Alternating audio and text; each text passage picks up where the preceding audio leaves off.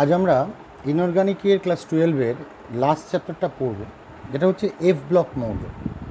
খুব ছোট্ট একটা অংশ। এই অংশে মৌল সংখ্যাও কম। পি ব্লক মৌলদের মতো এত ভ্যারাইটি বা এত ভ্যারিয়েশনের মধ্যে নেই। তবে কিছু বিশেষ বিশেষ মৌল, তাদের কিছু বিশেষ ইলেকট্রন বিন্যাস এখানে খুব গুরুত্বপূর্ণ দেখতে হবে। তো দেখা যায় এফ ব্লক মৌলদের জেনারেল ইলেকট্রনিক কনফিগারেশন হচ্ছে n-2 f1 to 14 n-1 d0 or 1 ns2। এটা অনেকবার আমাদের দিয়েছে পরীক্ষাতে, হায়ার সেকেন্ডারিতে, যে এদের সাধারণ ইলেকট্রন বিন্যাস কী হবে। তো সাধারণ ইলেকট্রন বিন্যাস এটা আমাদের মনে রাখতে হবে, এবং যেখানে এনটাকে 6 or 7 নেওয়া যায়। এ ব্লক মৌল মূলত এদের সংখ্যা হচ্ছে টোটাল 28টা, ল্যান্থানাইড 14টা, আর অ্যাক্টিনাইড হচ্ছে 14টা। মোট মৌল সংখ্যা হচ্ছে 28টা। ল্যান্থানাইড মৌলগুলো সিরিয়াম থেকে শুরু করে 58, লুটেশিয়াম 71 পর্যন্ত 14টা মৌল। আর অ্যাক্টিনাইডদের মধ্যে থোরিয়াম থেকে শুরু করে 90, লরেন্সিয়াম পর্যন্ত 103। এরা হচ্ছে এ ব্লক মৌল। তার কারণটা হচ্ছে এদের যখন ইলেকট্রন বিন্যাস করা হয় তখন শেষ যোজক ইলেকট্রনটি এফ অরবাইটালে প্রবেশ করে। এবং এই সম্পর্কিত একটা জিনিস ভালো করে মনে রাখা দরকার, সিরিয়ামের ঠিক আগেই অবস্থিত ল্যান্থানাম নামের একটা মৌল। ল্যান্থানাম মৌলটার যে ইলেকট্রন বিন্যাস, সেই ইলেকট্রন বিন্যাস অনুযায়ী তার 4f-এর মধ্যে একটি ইলেকট্রন থাকা উচিত, কিন্তু তার ইলেকট্রন বিন্যাসটা হচ্ছে 5d। এখানে 1 থাকা উচিত, 1, 6s1। 6s-এর পরে 4f-এ ইলেকট্রন পূর্ণ হওয়ার দরকার, কিন্তু f-এর আকারটা এত বড় যে শেষ একটি ইলেকট্রন 5d অরবিটালে প্রবেশ করে। যেহেতু ইলেকট্রনটি 5d-তে প্রবেশ করে, 4f-এ প্রবেশ করে না, তাই ল্যান্থানামটা ল্যান্থানাইড নয় বা এফ ব্লক মৌল নয়। ল্যান্থানামের পরবর্তী মৌল সিরিয়াম থেকে শুরু করে লুটেশিয়াম পর্যন্ত মৌলগুলো হচ্ছে এফ ব্লক মৌল বা ল্যান্থানাইডস। এই ল্যান্থানাইডসের মধ্যে ইলেকট্রন বিন্যাস করতে গেলে আমাদের 5d-তে একটি ইলেকট্রন রাখতে হয়, তারপরে 4f-এ একটির পর ইলেকট্রন ভরে যেতে হয়। কিন্তু সিরিয়ামের পর থেকে ইলেকট্রন বিন্যাসে একটু পরিবর্তন ঘটে। যেমন সিরিয়ামে এফে একটি ইলেকট্রন থাকা উচিত, এফে দুটি ইলেকট্রন, তারপরে 5d 0 এবং 6s2 থাকা উচিত, কারণ 6s-এর পরে 4f-এ ভর্তি হওয়ার কথা। কিন্তু সিরিয়ামের ক্ষেত্রে আকারের জন্য এফ এবং ডি এর আকারের প্রায় একই রকম হওয়ার জন্য দেখা যায় সিরিয়ামের ইলেকট্রন বিন্যাস একটু অন্যরকম। 6s2, 4f1, 5d1। 4f-এ দুটি ইলেকট্রনের মধ্যে একটি ইলেকট্রন 4f-এ থাকে, একটি ইলেকট্রন 5d-তে চলে যায়। কিন্তু সিরিয়ামের পরবর্তী মৌল পিআর, প্রাসিওডাইমিয়াম, একে পিআর বলা হয়, এর ইলেকট্রন বিন্যাসটা 4f1, তারপর 5d1, 6s1-এর ঠিক পরবর্তী অবস্থায় 4f2 হওয়া উচিত, কিন্তু এর ইলেকট্রন বিন্যাসটা একটু আলাদা হয়, 4f3। 5d-তে ইলেকট্রন নেই, 6s2। 4f3-র পরে ডাইরেক্টলি 6s2-তে চলে যায়, 5d ইলেকট্রন থাকে না। এইভাবে পরের পর ইলেকট্রনগুলো ভরে যায়। 4f3, তারপরে পিআরের পরে নিওডাইমিয়াম এনডি, তারপর প্রমিথিয়াম পিএম, এগুলো পরপর 4f4, 4f5 হয়ে ভর্তি হতে শুরু করে। আবার গ্যাডোলিনিয়াম জিডি, এখানে আবার প্রবলেম। এখানে হওয়া উচিত ছিল 4f8, 6s2, কিন্তু সেই জায়গায় 4f7 এবং 5d1 হয় ইলেকট্রন বিন্যাস। তার কারণটা হচ্ছে 4f7 হলে এফ অরবিটালটা অর্ধপূর্ণ হয়ে যায়, তার ফলে 4f থেকে একটি ইলেকট্রন 5d-তে চলে যায় এবং 4f7 ইলেকট্রন বিন্যাস লাভ করে জিডি। সিমিলারলি লুটেশিয়ামের যা আকার, সেই অনুযায়ী 4f-এ 14টি ইলেকট্রন থেকে একটি ইলেকট্রন 5d-তে চলে যায়। এই ঠিক লুটেশিয়ামের মানে আগের যে মৌলটা, তার নাম হচ্ছে ইটারবিয়াম, সংকেত হচ্ছে YB। এই ইটারবিয়ামেও কিন্তু 4f ইলেকট্রন বিন্যাস, 4f14, কিন্তু লুটেশিয়ামের ইলেকট্রন বিন্যাস 4f14 হওয়ার পরে 5d-তে একটি ইলেকট্রন থাকে, কারণ এর এফ অরবিটালটা সম্পূর্ণ ভর্তি হয়ে যায়।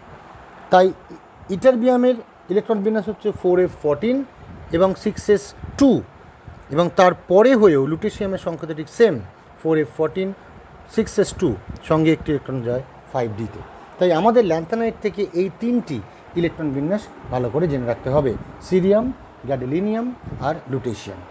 এটা গেল অল অ্যাবাউট এফ ব্লকের ল্যান্থানাইডস।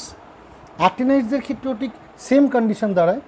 সেখানে অ্যাক্টিনিয়ামের সংকেতটাও 6d17s2 হয়ে যায়। তারপরে থোরিয়াম থেকে শুরু করে যখন পরপর ইলেকট্রনগুলো ভর্তি হতে শুরু করে তখন এক একটা করে এফে ইলেকট্রন চলতে থাকে। যেমন থোরিয়ামে 5f1, টিএইচের মধ্যে 5f1 থাকে, তারপর পরপর 5f2 থেকে শুরু করে 5f14 অবধি থাকে।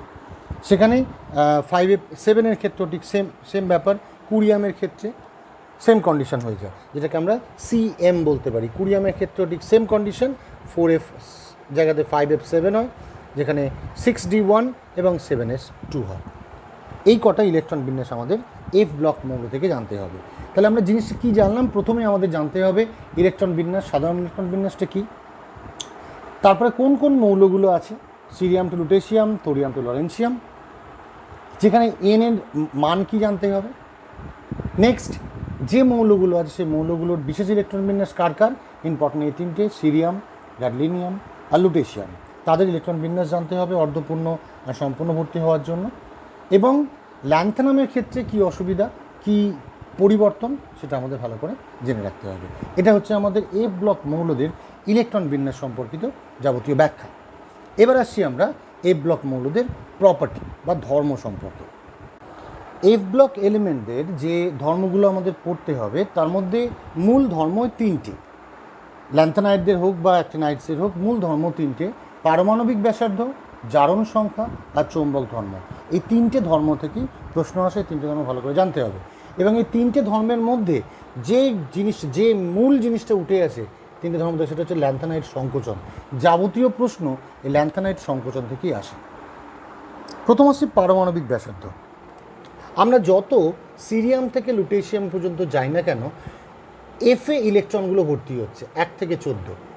সিরিয়ামে 4f ইলেকট্রন একটি, তার পরবর্তী ক্ষেত্রে 2টি 3টি করে লুটেশিয়ামে 14টি ইলেকট্রন চলে আসছে, মানে এফ অরবিটালে ইলেকট্রনগুলো ভর্তি হচ্ছে।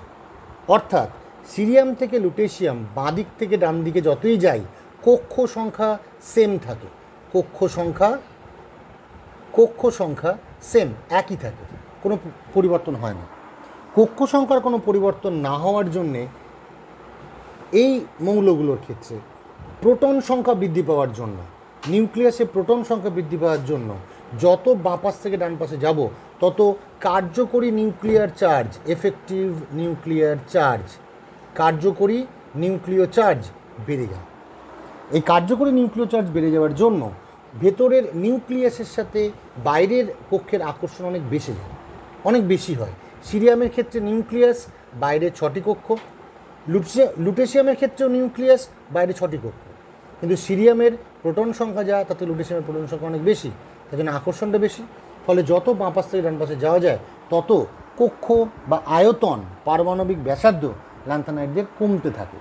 এই বাঁ পাশ থেকে ডান পাশে ল্যান্থানাইডের পারমাণবিক ব্যাসার্ধ কমাটাকে বলা হয় ল্যান্থানাইড সংকোচন। তার মানে সিরিয়াম সব থেকে বাঁ দিকে, ডান দিকে লুটেশিয়াম, কিন্তু লুটেশিয়ামের আয়তন বা পারমাণবিক ব্যাসার্ধ সিরিয়ামের থেকে অনেক কম।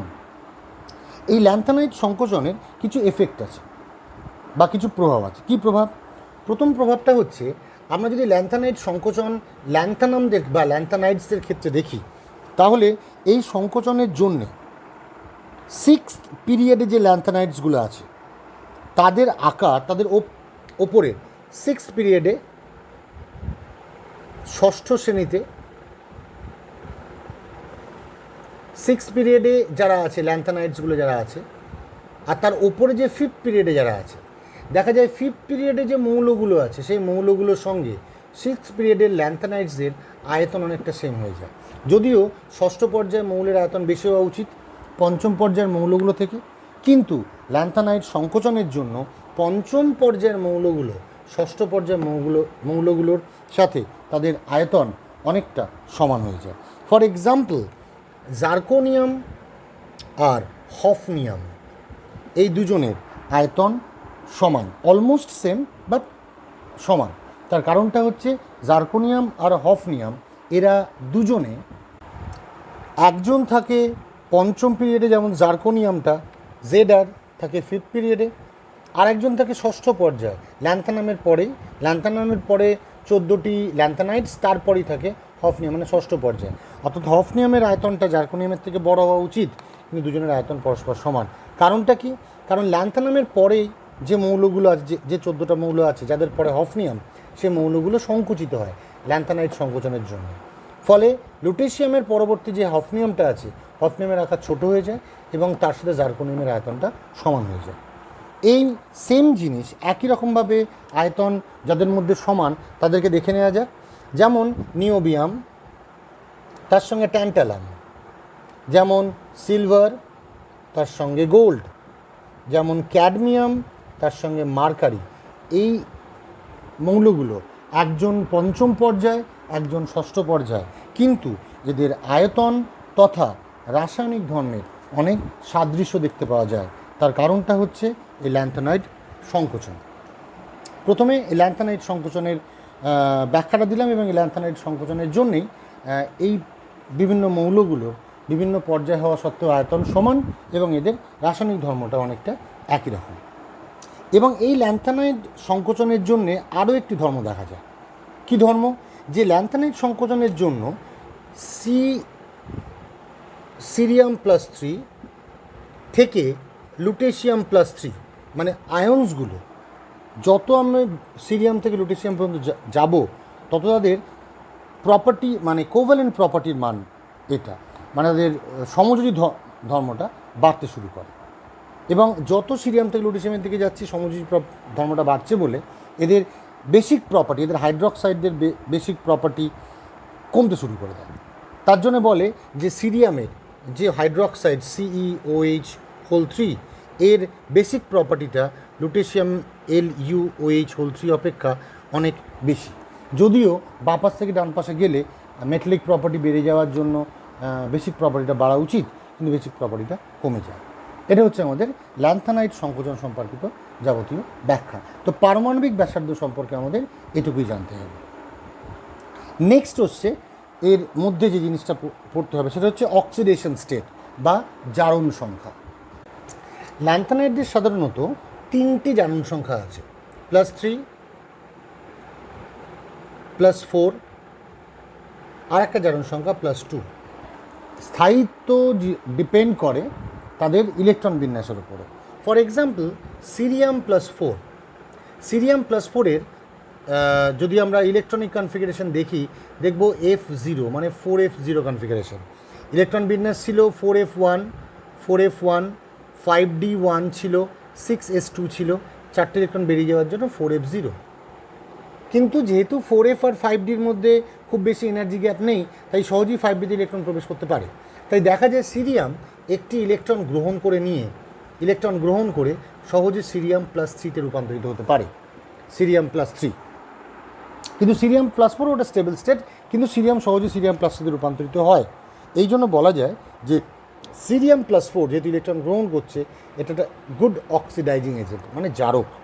যেমন একটা এক্সাম্পল দিতে পারি, সিরিয়াম +4 এর সাথে যদি আমরা Fe+2 বিক্রিয়া করি, ফেরাস ক্লোরাইড, ফেরাস নাইট্রেট কারোর বিক্রিয়া করি, দেখি সিরিয়ামটা কনভার্ট হয় Ce+3তে, সঙ্গে Feটা হয়ে যায় Fe+3তে, মানে Feটা অক্সিডাইজড হয়, সিরিয়ামটা রিডিউসড হয়, সিরিয়াম অক্সিডাইজিং এজেন্ট। এটা হচ্ছে সিরিয়ামের একটা ধরন। নেক্সট যদি সিরিয়াম ছেড়ে আরও কিছু যৌগের দিকে যাই, প্রথমেই আমাদের নজরে পড়া উচিত ইউরোপিয়াম, Eu+4। ইউরোপিয়াম +4-এর কনফিগারেশন হচ্ছে 4f7, মানে F কক্ষটি বা F উপকক্ষটি অর্ধপূর্ণ, মানে অর্ধপূর্ণ স্থায়িত্ব লাভ করে। এই জন্য ইউরোপিয়াম অলওয়েজ ইউরোপিয়াম +4 স্টেটেই থাকার চেষ্টা করে।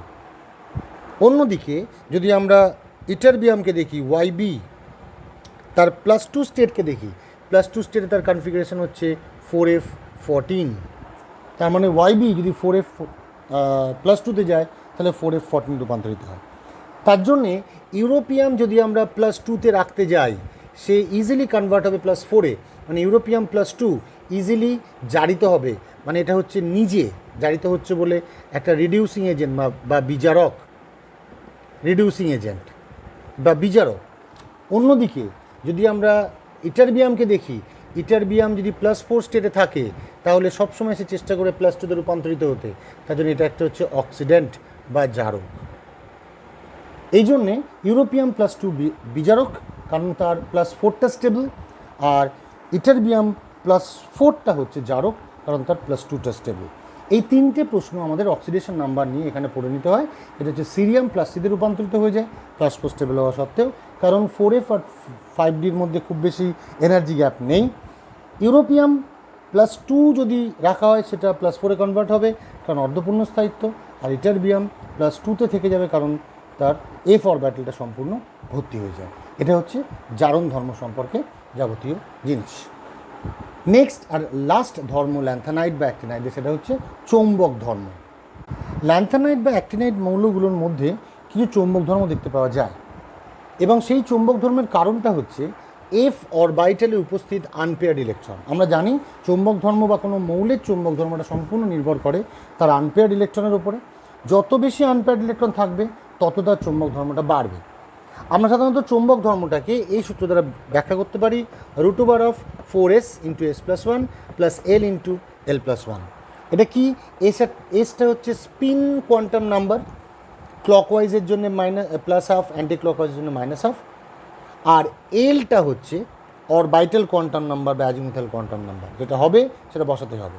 তাহলে আমরা যদি কেউ ক্লকওয়াইজে করে আমি এসের জায়গায় -½ বসিয়ে দেবো, যটা ইলেকট্রন সেই ইলেকট্রন সংখ্যাগুলো মানে অনুযায়ী তার স্পিন কোয়ান্টাম নাম্বার বেরোবে, বা সেই স্পিন কোয়ান্টাম নাম্বার থেকে স্পিন মোমেন্টাম আর অরবিটাল মোমেন্টাম অ্যাড করে টোটাল ম্যাগনেটিক মোমেন্টাম বা চৌম্বক ভ্রামক বেরোবে, এবং বোর ম্যাগনেটন ইউনিট BN।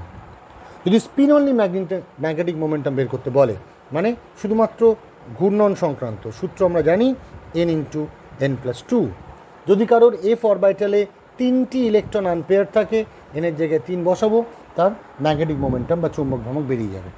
এবং বেশিরভাগ যৌগগুলোর ক্ষেত্রেই F অরবিটালে ইলেকট্রন আনপেয়ার থাকার জন্যে, বেশিরভাগ মৌলগুলোর ক্ষেত্রে F অরবিটালে ইলেকট্রন আনপেয়ার থাকার জন্যে প্রত্যেকটি ল্যান্থানাইট, লুটেশিয়াম বাদ দিয়ে, যাদের 4f14 ইলেকট্রন বিন্যাস, এটা বাদ দিয়ে সবারই চৌম্বক ধর্ম বর্তমান, কারণ তারা চৌম্বক ক্ষেত্র দ্বারা প্রভাবিত হবে এবং তাদের আনপেয়ার্ড ইলেকট্রন থাকবে।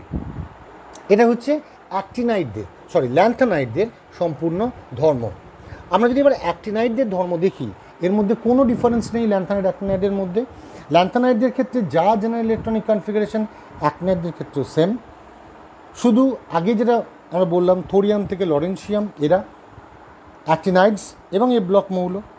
এদের শুধু ইলেকট্রন অক্সিডেশন স্টেটগুলো মনে রাখতে হবে। এদের অনেকগুলো অক্সিডেশন স্টেট দেখা যায়, +3, +4, +5, +6, +7 পর্যন্ত এদের অক্সিডেশন স্টেট হতে পারে। এবং এদের ম্যাগনেটিক প্রপার্টি ভেরি লো, এরা নিজেরাই খুব আনস্টেবল, তেজস্ক্রিয় বলে, তাই এদের ম্যাগনেটিক প্রপার্টি হচ্ছে খুব লো। এবং তারা খুব জেনারেলি বেস মানে ক্ষারের সাথে বিক্রিয়া করে না, এবং কিছু অক্সো অ্যানায়ন তৈরি করতে পারে বা কিছু অক্সো ক্যাটায়নও তৈরি করতে পারে এরা। তার কারণটা হচ্ছে এদের ফাঁকা অরবিটাল। এদের যেহেতু আকার অনেক বড়, ভ্যাকেন্ট অরবিটালে সহজে অক্সিজেন বা অন্য ইলেকট্রোনেগেটিভ মৌল ইলেকট্রন দান করে, এবং দান করে কিছু ক্যাটায়ন উৎপন্ন করে, যেমন UO2+2 এই জাতীয় কিছু অক্সো আয়ন এরা তৈরি করতে পারে। এছাড়া অ্যাক্টিনাইটসের সম্পর্কে আমাদের অন্তত কেমিস্ট্রি চ্যাপ্টারে কিছু পড়ার নেই। আমাদের ল্যান্থানাইটস আর অ্যাক্টিনাইটস নিয়ে যে প্রশ্ন আসার কথা, সেই প্রশ্নগুলোর মধ্যে বা সেই প্রশ্নগুলো যে অংশ থেকে আসবে সেই অংশগুলো আলোচনা করলাম। সেই অংশগুলো সম্পর্কে যত কিছু SAQ, MCQ বা শর্ট কোয়েশ্চেন থাকে সেগুলো আমাদের ভালো করে দেখে নিতে হবে, আর এখান থেকে সেরকম কিছু পড়ার থাকবে না বা নেই। এবং এর যৌগ সেরকম কোনো স্থায়ী যৌগ এর হয় না ল্যান্থানাইট বা অ্যাক্টিনাইটসদের।